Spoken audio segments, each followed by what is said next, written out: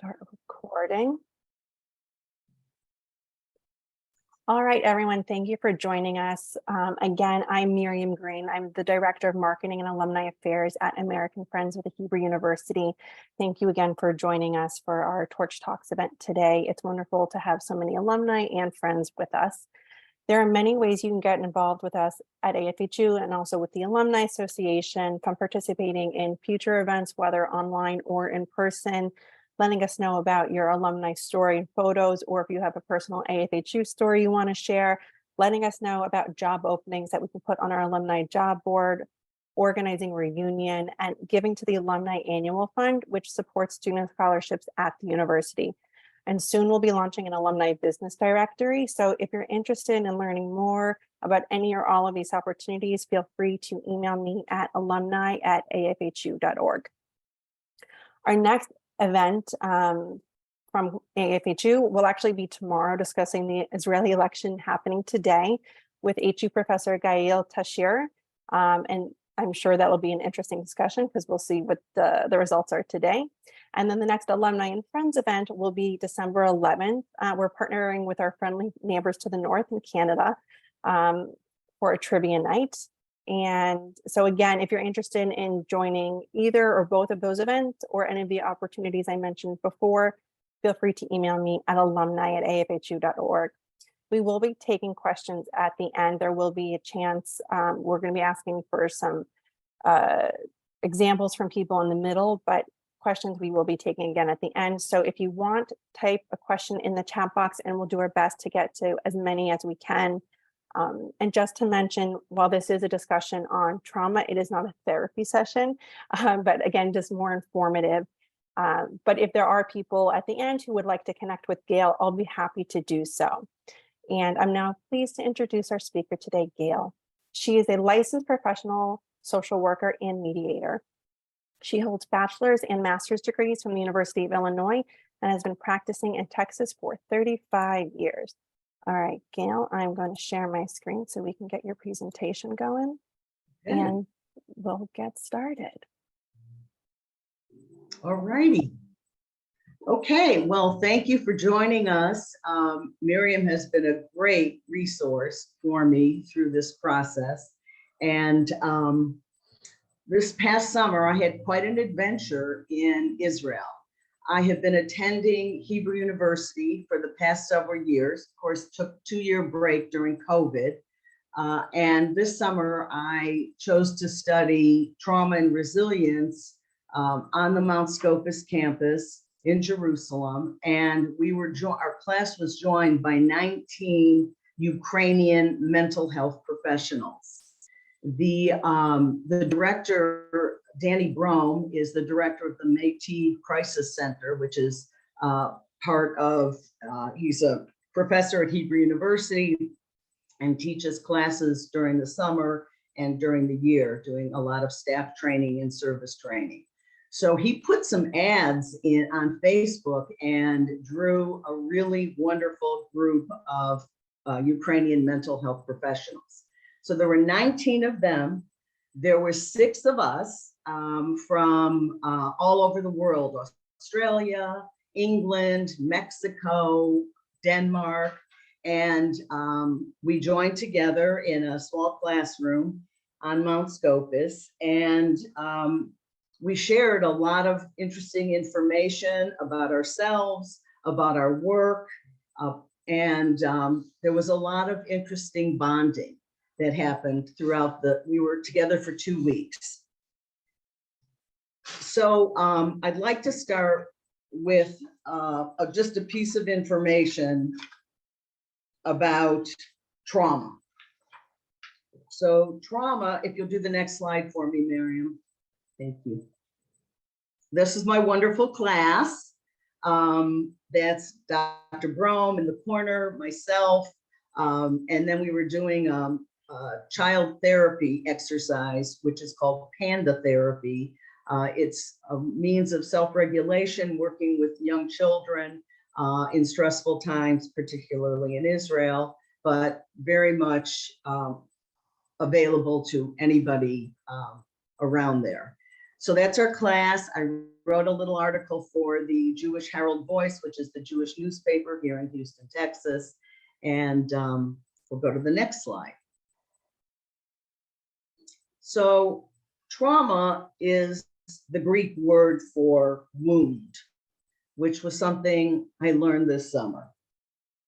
Our first day of class, we sat around in a circle, and Dr. Brom went around and he asked us to each share who we were, why we were there, what our goals were for the class, which is sort of typical.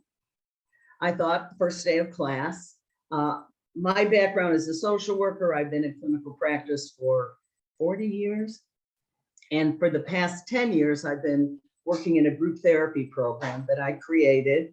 And we do grief support and pet loss support, divorce support, a whole series of different groups. So starting that first day of sharing why we were there felt very, very natural for me.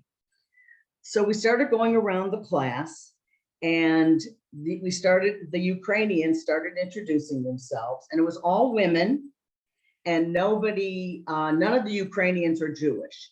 I was just thinking this morning, I was telling Miriam, some ideas came to me early this morning, and there were 5 Jewish people in our class, and there were 26 people altogether. So the Ukrainian mental health professionals were not Jewish. They had traveled a very long distance to get to Jerusalem. At the request of Dr. Brom, they had a special grant, and they were living in the dorms. These were seasoned professionals. They weren't graduate students. They weren't green just out of school. They were seasoned professionals. And so the first day of class, we went around and introduced ourselves. And it was really interesting because when some of the Ukrainians started introducing themselves, they would continually refer to a very important date. And that was February 24th, 2022. And that's when the war started with Russia. And it was striking to hear them go around and say, well, everything changed. I've been working in a school with mentally challenged children for 20 years. And then on February 24th, 2022, it all came to a halt. And so it was, the first day of class was very intense. And not only were people sharing that about the war, but it became sort of a geopolitical conversation. So there was a gentleman sitting next to me, and he was from Belarus. And I have some family history. I'm a second generation family from Poland, Belarus. And I thought we were gonna just kind of chat about family history, but it became very intense because the group members were saying, you killed my brother, or you've launched an attack against my parents. And it was very intense that first day. And the 6 of us who were non-Ukrainian, they looked like, my friends looked like deer in a headlights. It was intense. And as we were walking out of class, I was walking towards the gate to get the bus to go back to my apartment, we were talking about it. The 5 of us were talking about how intense this was, and was this going to be group therapy, and how are we going to get through this, and what's it going to be like tomorrow? And that was the first day. And I remember calling my husband and saying, well, we had our first day of class, and I'm at a whole new level of group therapy. This is not just going around saying this happened and that happened to check in. How are you doing this? How are you managing that? This was extremely intense. And as I said, it became sort of a political, geopolitical conversation. And I was really looking at Dr. Brom, Danny, who I've worked with over the past few years, for some direction. But I'm thinking he's from the, sort of let it flow school. So he just, let the process evolve. There was a woman sitting next to me and she said, "Do you have a pencil?" And I gave her a pencil. She started writing things down. And then she jumped up and ran out of class. And we had a break to get some coffee. And I walked out of the classroom and I saw her sitting there and her eyes were all red. And she said, "Do you want your pencil back?" No, it's okay with the pencil. I said, "Are you okay?" And she said, no. She had just heard from her husband that there were bombings in her neighborhood. And she was scared and worried and all of those things. And so I sat with her for a while. We didn't talk, but I sat with her for a while. And then when she sort of collected herself, I said, "You ready to go back to class?" Yes, we went back to class. So that was the first day. Next slide for me, Miriam. So one of the things that evolved, and many of you, I'm sure, are aware of the stages of grief that were developed by Elizabeth Kubler-Ross when she was working in hospice programs. I actually shared with some folks this weekend that I had a chance to meet her. She was coming through Houston many, many years ago.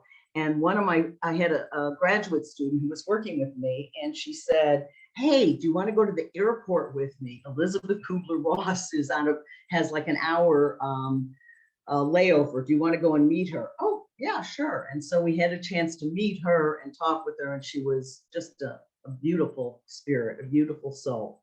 But I think her stages of grief really give all of us sort of a paradigm, something to think about, something to kind of focus on when we're going through different situations.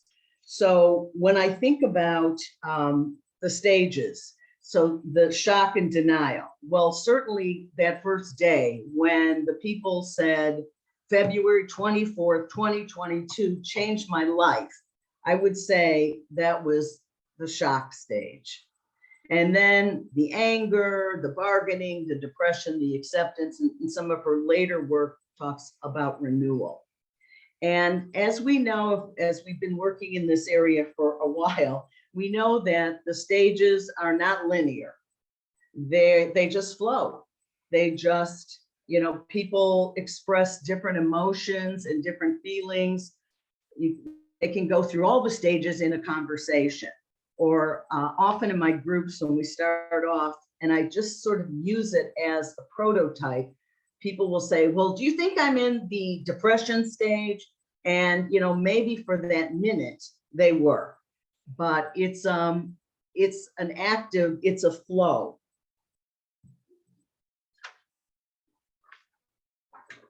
So next slide, please, Miriam. So this is some of the terms that really jumped out at me in this class. I've been practicing for a long time. I think, sometimes I think I've heard it all, but of course that doesn't really exist. But these are some terms that really struck me. They were new to me and in a different context. So the first term was hierarchy of suffering, which I had never heard that before. And I had been running a grief support group for people who had lost a loved one for the past several years.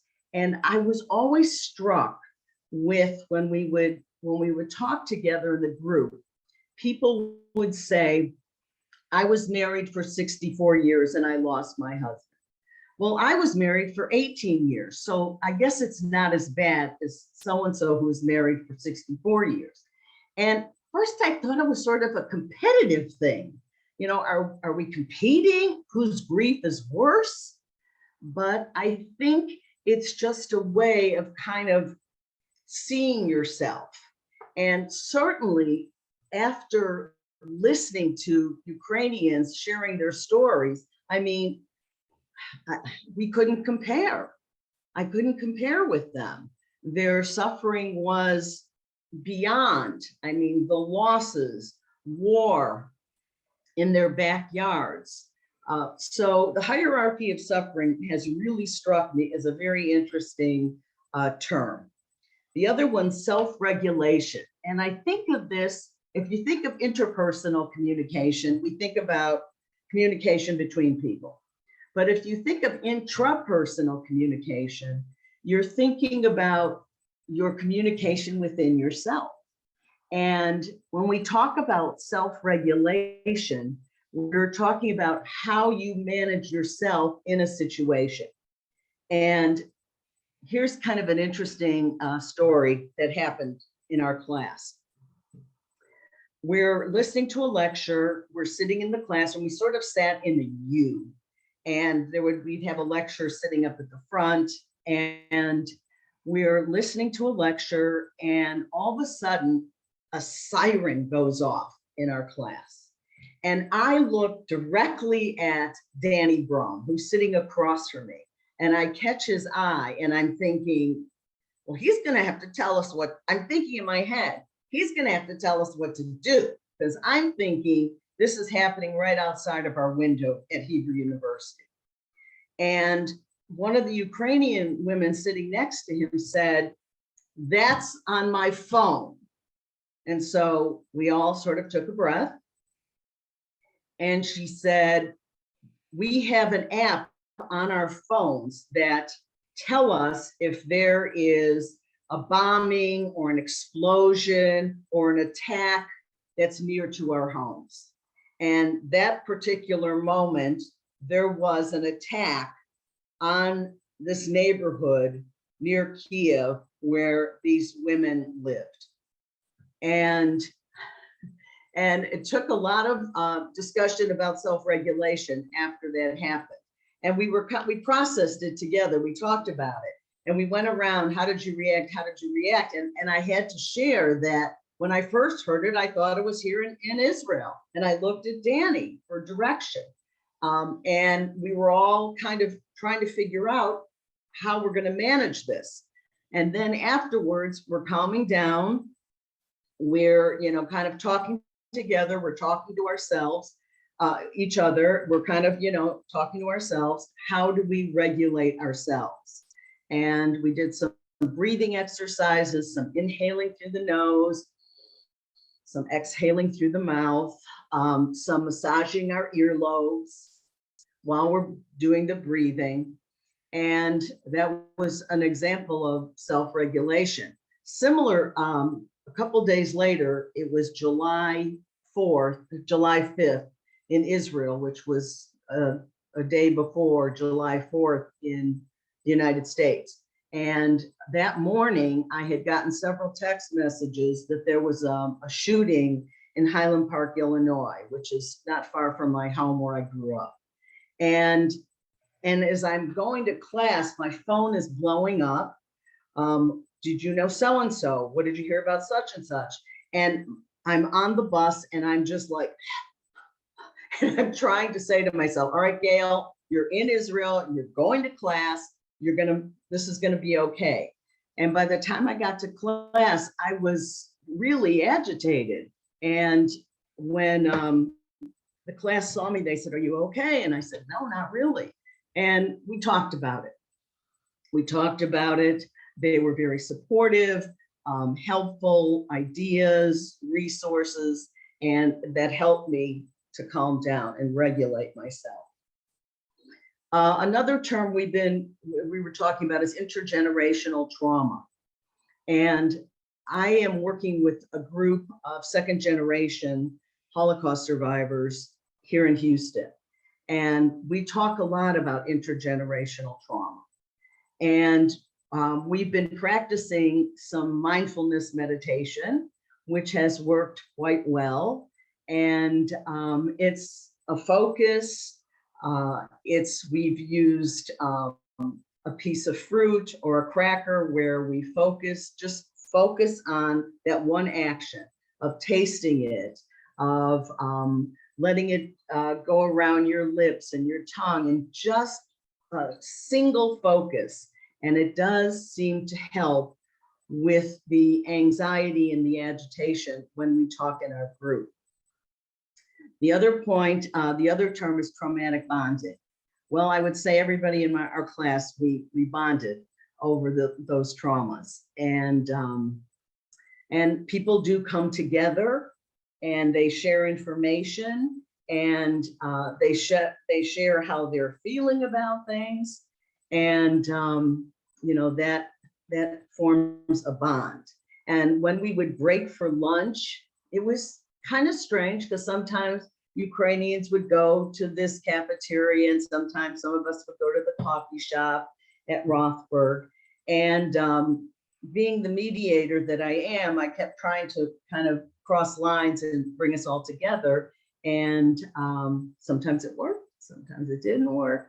But I think we all bonded in being in that class together. Our next slide, please, Miriam. So self-regulation techniques.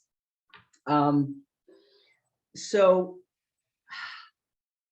different techniques that I've already touched on.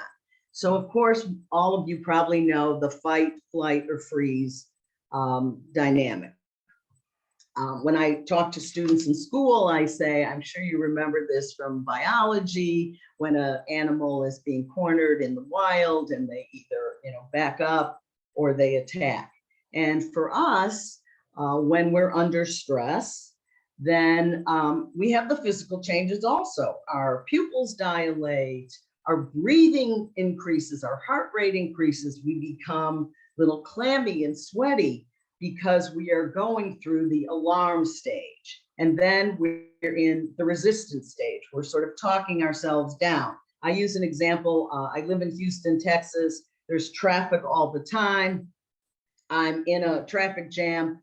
My breathing is rapid, and I'm gripping the wheel and I'm sweaty. And then I'm thinking, okay, all right, I know how to take care of myself. I know how to calm down. So I'll kick up the air conditioning, I'll kick up the radio, and that's the resistance. And then by the time I get home, crawling up the driveway, because the body is going to alarm resistance exhaustion, and it takes its toll. And I often ask people, how do you know that you're under stress? And they'll share headaches, backaches, sleep disturbances, overeating, not eating. And that is our body going through the fight, flight, or freeze. Our next slide, please. So the name of the class this summer was Trauma and Resilience. And so we have to get to the place where we're talking about resilience. And it is our ability to maintain our physical and biological regulation. I mean, how do we manage our stress? And when I give this talk, I usually ask the audience, how do you manage stress? So if you would like to respond in the chat, Miriam could monitor that, but yep. How do we respond to stress? Right, so we'll just take a minute now if people want to, again, use the chat box to answer Gayle's question. I know definitely I can speak for myself and a few others people I know. Could be yoga, could be a nice glass of wine, taking a walk outside. Let's see, we just got walking, taking photos of nature, watching comedy and laughing. That's good. Proper planning before a situation, music, cooking and baking. So some of the things you've all been describing so far are single, are alone. What about connecting, interpersonal connections? We also just got curling up with a blanket and watching a movie. Physical intimacy, so that would be with, someone else, like you just said, Gayle. Asking for support, focusing on the positive things in my life, such as something I'm studying, and spending extra time in these activities.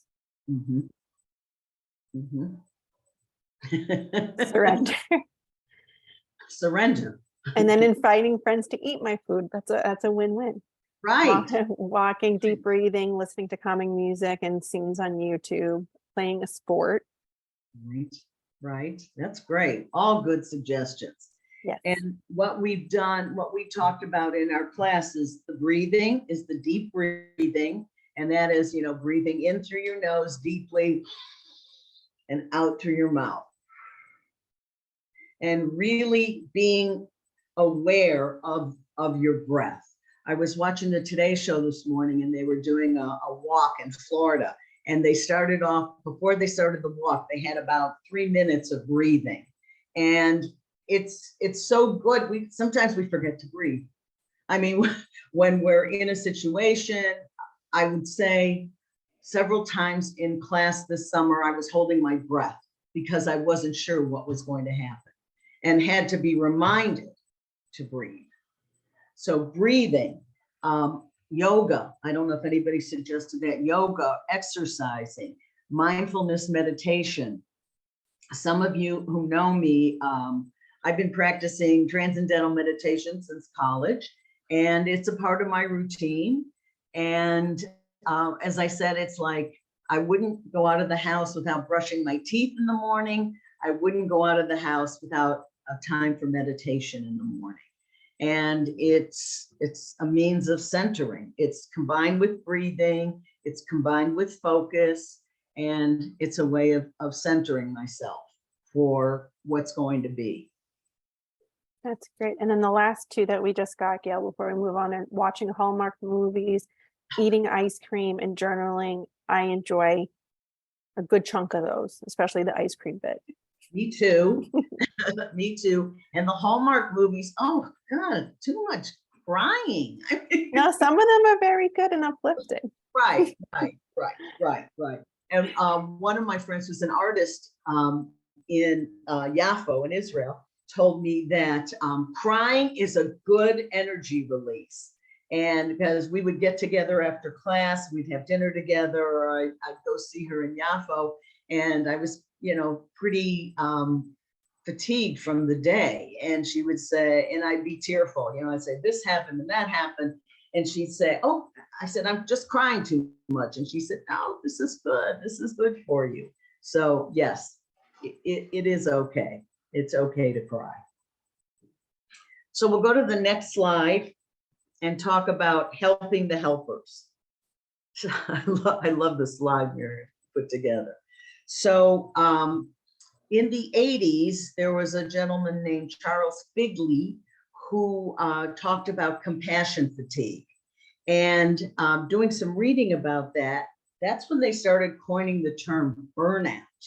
And as a social worker that's worked in hospitals and agencies, I mean, that was a very common conversation we would have. Are we burnt out? Is she burnt out? Is he burnt out? How are we going to handle this? And, but I think it goes beyond that. And one of the other terms that goes with compassion fatigue is secondary post-traumatic stress. One of the things that Dr. Brom started our conversations with that day is the first day of class, is that he thought that PTSD was too clinical, that everybody was getting diagnosed with PTSD. And so we really wanted to take the pathology out of the term and just talk about self-regulation, talk about mindfulness meditation, and not pathologize PTSD or burnout. And I've noticed that an example from the other day, I had a client come to my office, and it was raining here in Houston. Now we've had a number of natural disasters here: hurricanes, floods, tornadoes, freezes. So I'm saying it glibly, but it's been very serious. So this gentleman was sitting with me, and we were having our session, and it was raining out, and it was raining hard. And he kept looking out the window. He kept looking at the car in the parking lot and thinking, I think the water's rising, Gayle. I think the water's rising. I said, well, And then he pulled out his phone, he started looking at the radar, and it said, you know, red, it said heavy rain is going to continue for the next hour. And I could see he was getting more and more agitated. And I said, let's just breathe, you know, we're just maybe having a little secondary PTSD from hurricanes. And he said, he jumped up and said, Gayle, I'm calling it. We're done. I'm driving home. And I said, well, you know, I'm a Jewish mother at heart. I said, you can't go driving home in the middle of the storm. And he said, well, I'll call you when I get home. Okay, okay. And so he left. And we got back together over the weekend. And I said, I think we were both having a little PTSD.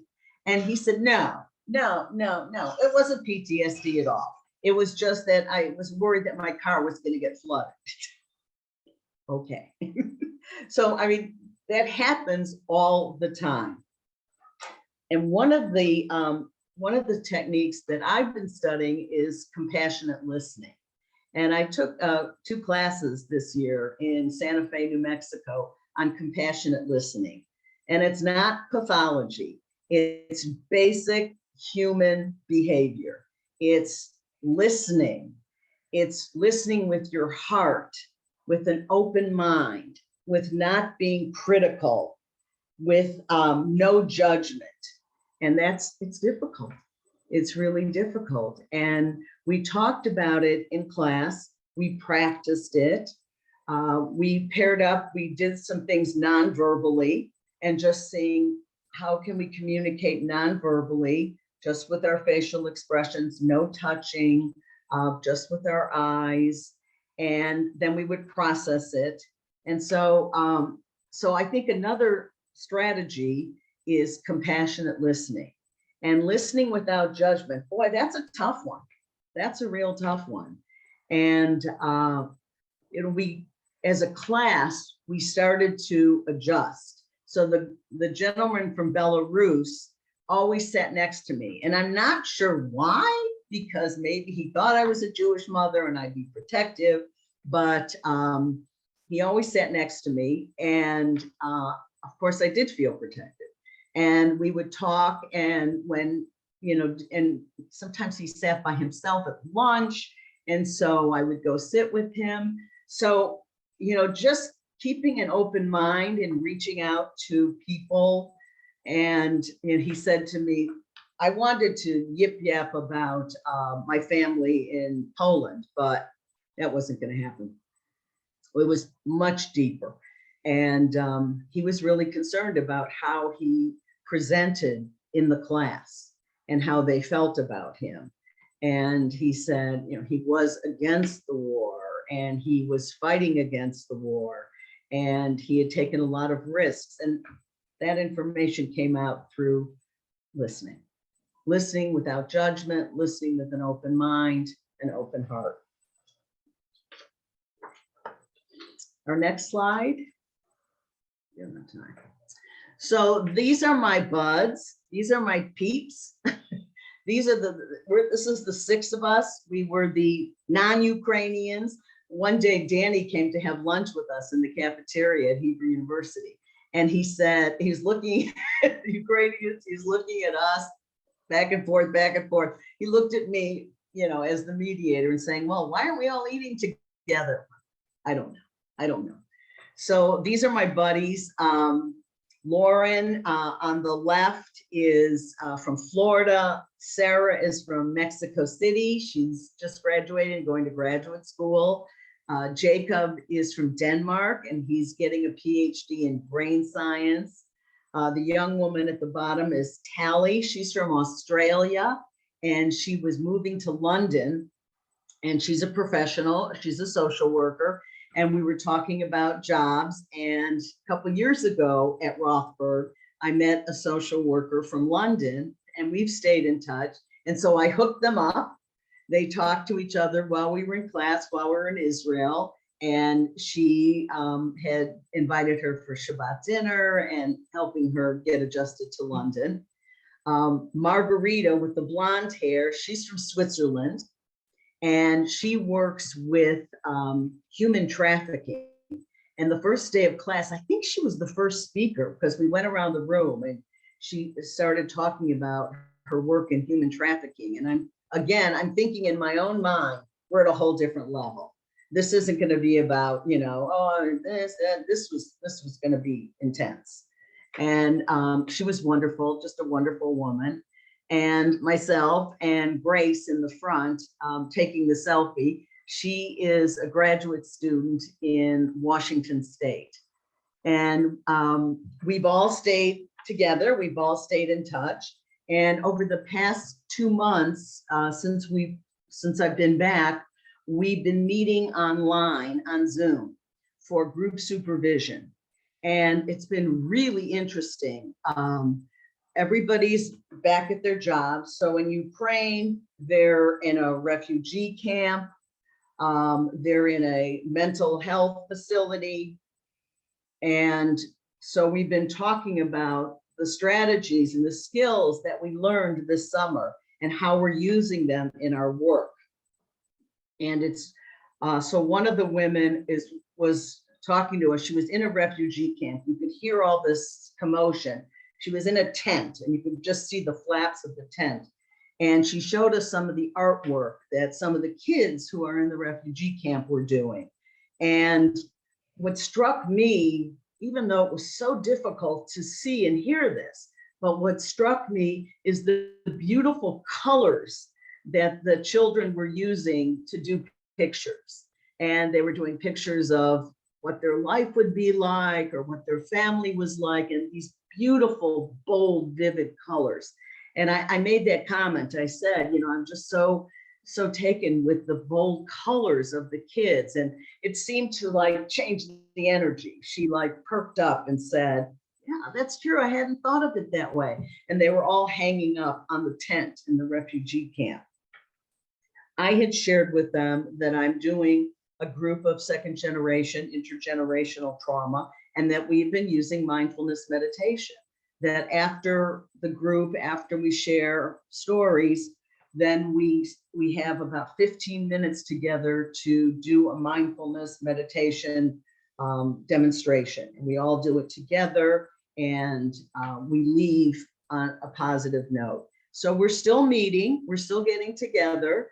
The Ukrainians started their travels back to Ukraine, and we have a WhatsApp group, so we talk. I mean, last week there was some explosions, and we talked to each other on WhatsApp, and I mean, it's amazing resilience. One of the women shared that February 24th, 2022, there was an explosion, and she kept trying to use her phone and she couldn't get through on the phone. And so she decided to see what was happening outside. And so she walked outside and she saw people. She saw a man a couple blocks down the street walking his dog.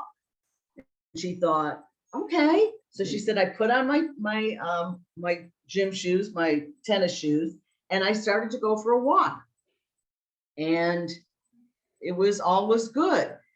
So here she is sharing this story about an explosion in the middle of the night in her town. And she got up and she put on her walking shoes and she went for a walk. That's resilience. That's an example of resilience. And I was just always inspired by these people. And we shared a lot of our stories together, and we bonded very much as a group together, and we're going to stay in touch. So that's my story. That's my story. Thank you, Gayle. That was great. So I'm going to stop this. And so now is our question and answer time. So for anyone who does have a question, please put it in the chat box, or you can also try to do the raise your hand feature, and I can try to call on you to ask it yourself. So there we go. So again, if you have any friends, I see some of my friends. Louise, Hello, my friend Louise. Giselle. Hello, my friend. Yes, some friends from long ago. Wonderful. So while we're waiting to see if anyone will put in anything or raise a hand, I guess I want to know, what do you think was the most either memorable or meaningful takeaway from, at least from this past summer for you? The bonding, definitely the bonding. The last day of class, we were divided into two groups. The Ukrainians went one way and the rest of us went another way. And we went around and we talked about, the impact of the class on us. And it wasn't as intense as the first day because I think we already knew each other. We had shared this very special time together. We were in class Sunday through Thursday from 9 to 5. So, every day we were together, and, a couple of people got COVID, so they couldn't come to class, but we spent every day together. So by the time at the end of the class, when we were sitting and talking, even though it was intense, sharing how we felt about each other, it wasn't as intense as that first day when we didn't know what to expect. So I think the bonding, the connections with people was the most important part. Okay, and we have a question. I'm going to ask from Ziva. I'm asking her to unmute. There we go. And I'm going to pin. Go ahead. I found your talk so interesting, and I want to ask you if you have heard of a Jewish man by the name of Marshall Rosenberg, who's the founder of nonviolent communication. And these principles that you've set forth in your talk are very, very familiar to me because I've studied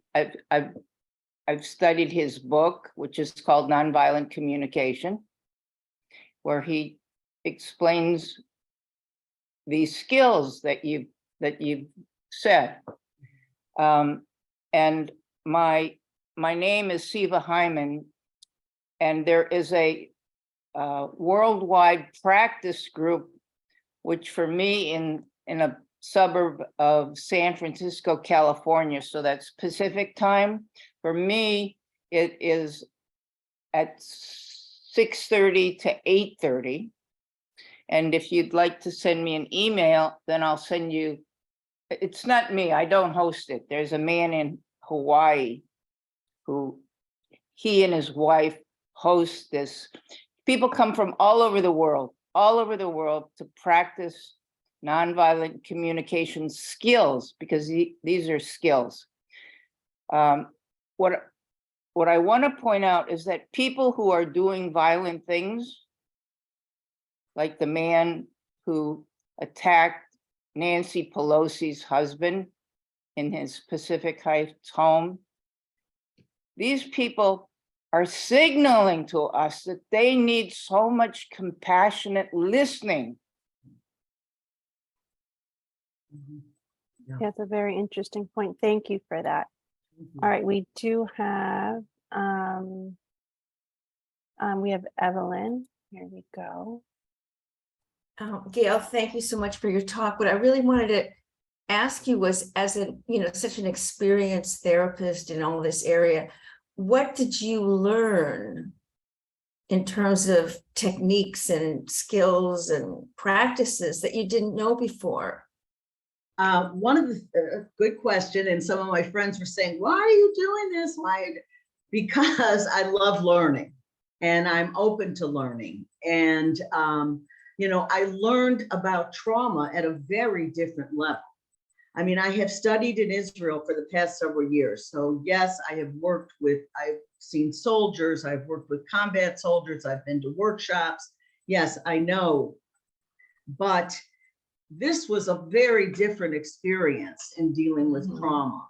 And as I kind of glibly said at the beginning, you know, I called home the first night and said, wow, I'm in a whole different level of group therapy. So I learned, you know, about a different intensity of trauma and how that impacts on us, and some new skills. As I said, I never heard of the hierarchy of suffering, which I thought was very interesting.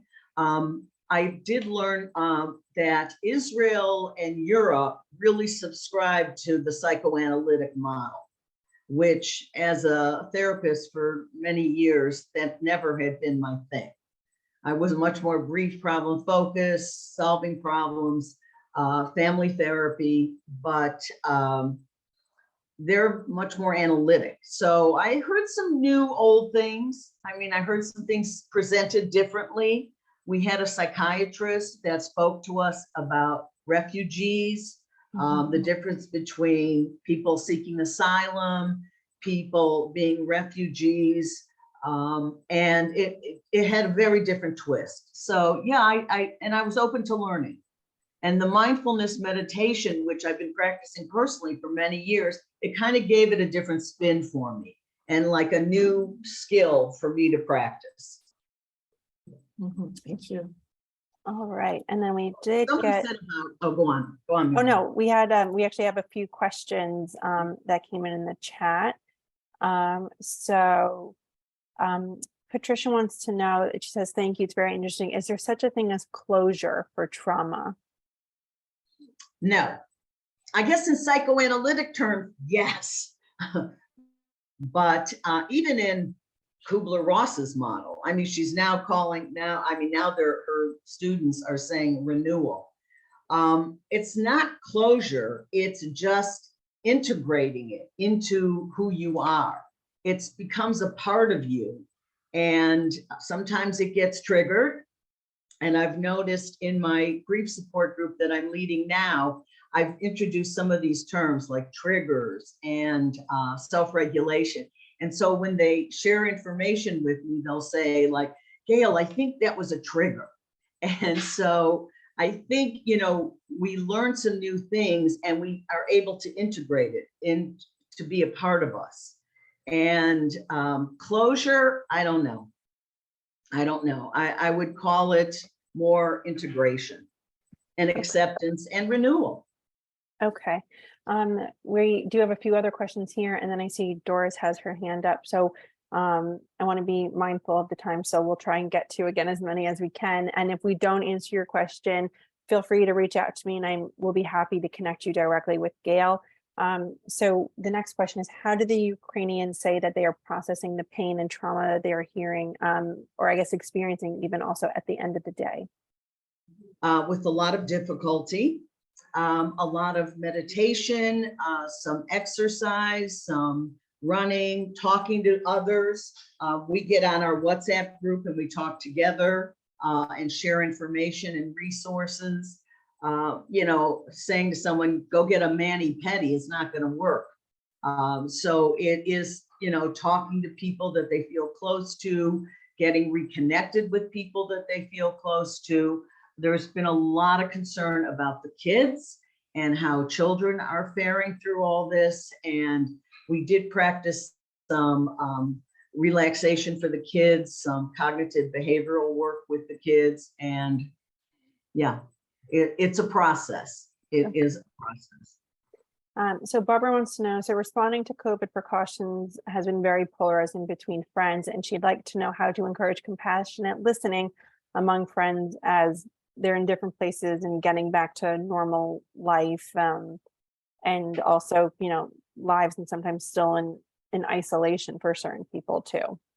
And I'm glad that came up because I was going to interrupt myself somewhere down the road. And when I signed up for this class, I thought we would be dealing with the trauma of COVID, because in my opinion, we have been dealing with the trauma of COVID over the past 3 years, going on 3 years.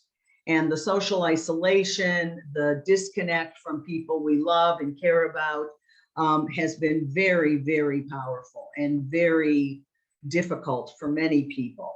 And I think, but we didn't. I mean, because the Ukrainians were more concerned about war in their backyard, which I totally understand. As I was, a couple people became sick in our class and weren't at class. And that gentleman who sat next to me from Belarus, he was coughing and sneezing all the time. And I was so nervous. I kept moving my chair like away from him. And he looked so sad when I moved my chair, and he'd say, "Can I sit next to you?" Yes, of course you can sit next to me. I mean, we were all coming, from a difficult place. But I think we have to do it in baby steps, whatever you're feeling comfortable with. And, using the compassionate listening, being mindful of yourself and how you fare in different situations. I was at a funeral of a dear friend a couple of weeks ago. There was over 300 people there. We were all wearing masks. We were required to wear masks, but I was anxious. I felt really anxious being there. So I think we have to do it in very small steps. I will say nobody on the planes was wearing masks, and nobody in Israel was wearing a mask. So I'm thinking, okay, I guess it's over here. I'm just going to go with the flow. And when I returned, I asked my support group if they would like to meet in person, because we've been meeting on Zoom for the past year. And I was coming fresh off the trip thinking we're going to bond, we're going to be together. And they said no. They said, no, I'm afraid to go out. I'm not going to do this. So-and-so and so-and-so have COVID. So I'm just baby steps. And I don't call it active listening. I call it compassionate listening, that we have to, be mindful of where people are coming from. We've been through a trauma for the past 3 years, and it's been hurtful for people politically, physically, mentally, and we just have to be, I'm just trying to be kind to people. Just, we're all human. I'm trying to be kind to people. I was early voting last week, and I was in line, and a couple people walked by and said, "No, the line's too long. It's going to take so long. I'm not doing this anymore. This is stupid. Forget it." And then this woman I know, who's 100, came walking down towards us, and she said, "Hey, y'all, I'm so glad you're here to vote." And she waved at us, and she kept walking. And some of the people around me said, "Who's that? Who's that?" I said, "Oh, that's Mrs. Splonsky. She's 100. Oh, okay. So we were not going to complain about waiting in line for 30 minutes. Just the universe spoke, and it said, if she's out there voting, we can do that too. It's not a big deal. So again, it's just listening to people, being human. All right, we're gonna let Doris ask her question. You just have to unmute Doris. Oh, she's trying, okay. Unmuted. There you go. You mentioned that you deal with the second generation.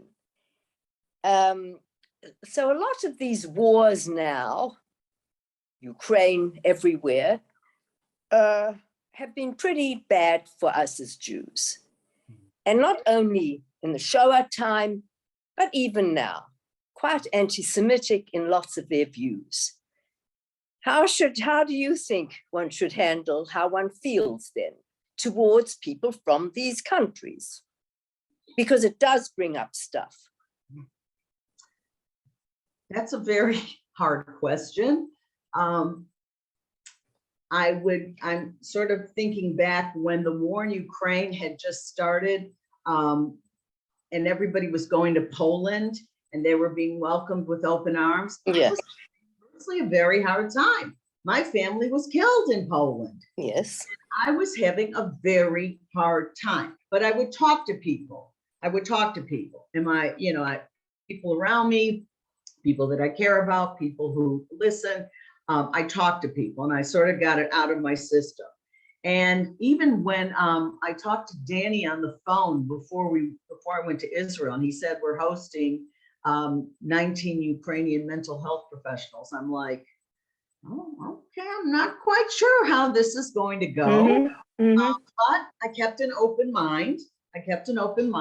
And as I mentioned, when I met the guy from Belarus, again, I was a little iffy, but I kept an open mind. He recently invited me to come to Minsk for the European Psychological Association meeting and talking to them. And I was like freaking out. Yes. No, but we've agreed. I'm doing it on Zoom call. But I think, you know, we have to be in touch with our own feelings and keep an open mind. And those women from Ukraine none of them were Jewish. Everybody, oh, were they?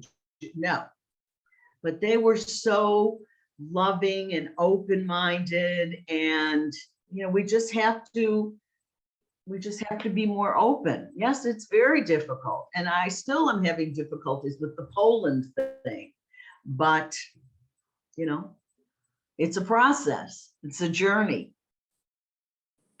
Thank you. Welcome. All right, Ziva, I think we'll have her as our one last question.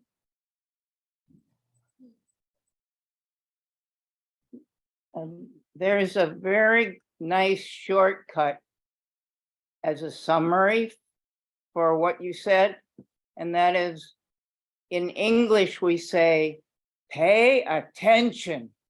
There's so much tension in both of those words, pay and tension, but in Hebrew, the translation is Sam Lev, put your heart. Mhm. That's a very nice way to end it. Thank you very much for that. It is. Thank you. And oh, I'm sorry, Ziva, I just muted you. We are just about out of time, but I do want to thank everyone for joining us for, I think, a really impactful and meaningful conversation, and hopefully helpful to everyone. So again, this is being recorded, so if you would like it, I will be sending a link to the recording within the next couple of days.